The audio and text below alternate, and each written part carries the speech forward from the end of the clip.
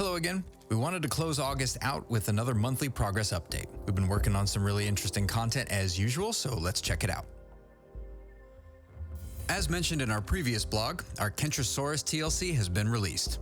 Kentrosaurus has arrived with a big update to its visuals, including changes to its proportions and textures. It has also received several new abilities such as Spit, Spiked Gathering, Detonate, and Juke. Each of these new abilities will help bring out Kentrosaurus' potential as a hit-and-run bleeder, and you can hear more about them in our previous dev blog. In the category of general critter progress, our main focus of this month has been expanding and improving many aspects of our critter mechanics. This includes planning out and experimenting with more varied ways players can interact with them, both in and out of combat. Here are some examples of the improvements we've been working on this month. In the category of general critter design and immersion, we're eager to make critters behave in different ways from each other so that each critter feels like a more realistic animal encounter. We've been tweaking the speed and movement patterns of each creature, as well as adding more animations, such as foraging and watching for danger. These are just a few of the improvements we've been working on to make Path of Titans feel a little more lived in for players. In the category of world spawning, as this is one of the most important updates to critters, we've been putting a lot of effort into the dynamic spawning mechanic. This mechanic will allow critters to spawn in-game and wander around, no burrows needed. Different critters will prefer to spawn in different biomes, such as Platyhystrix spawning in swamps and Dynamosuchus spawning in open grasslands. Critters will be able to spawn in different ways too, some spawning in packs while others wandering solo. This includes critter species that attack too, and will add a little more danger to adventuring juveniles. We're also looking to improve the visuals for critters as well, including improving their movement and turning to feel more fluid and natural, as well as attention to smaller details such as digging effects for critter burrows. We plan to find more ways we can improve critter visuals as we continue with development, and we'll keep you posted.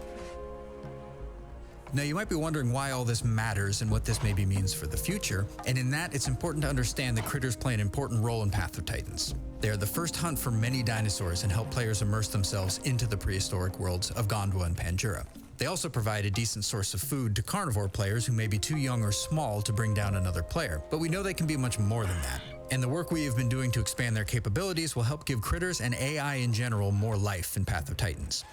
As we continue to work on improving our critters, we'll also be looking at possibilities for more critter types, with more new and complex behaviors.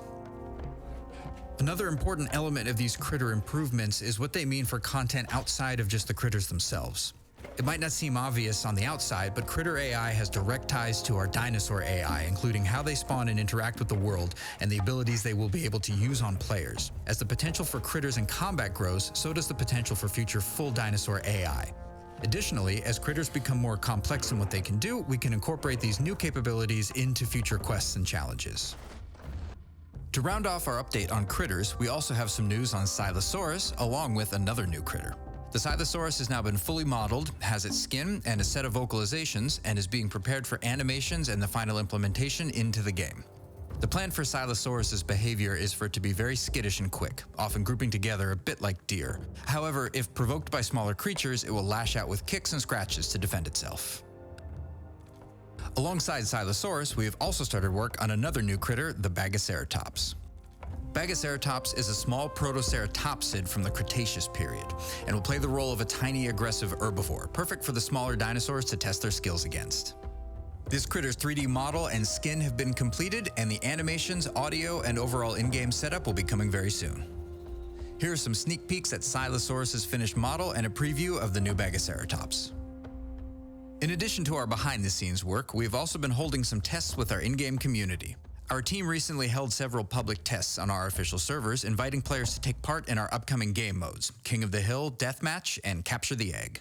We also opened up a 200-player server for our players to try out, and we're excited to say that the tests were a great success. The key reason for testing 200-player servers was to see how the server infrastructure would hold up under the stress of high player counts, and see how player behavior changes in-game with so many other dinos around. A big thank you to everyone that took part in testing these new features with us. Thanks to you, we have found a number of improvements that we can make, and we will continue to work towards releasing our game modes and a permanent server player count increase. To finish up this month's dev blog, we'd also like to share another foliage update with you. Our developers on the art team have recently put together some new food assets to add more variety to the edible items on the map. For example, here we have fern cones, massive pine cone-like seeds that grow from the middle of ferns that will be edible for those with the forager diet type. As always, we'd like to thank you for your continued support and interest in Path of Titans, as it inspires us to improve the game every single day. We also wanted to let you all know that the Reptilian Skin Pack is available on our store page for a limited time. These skin packs help fund our development and allow us to continue working to bring new content improvements to Path of Titans all the time. Thank you for watching, and we'll see you next month.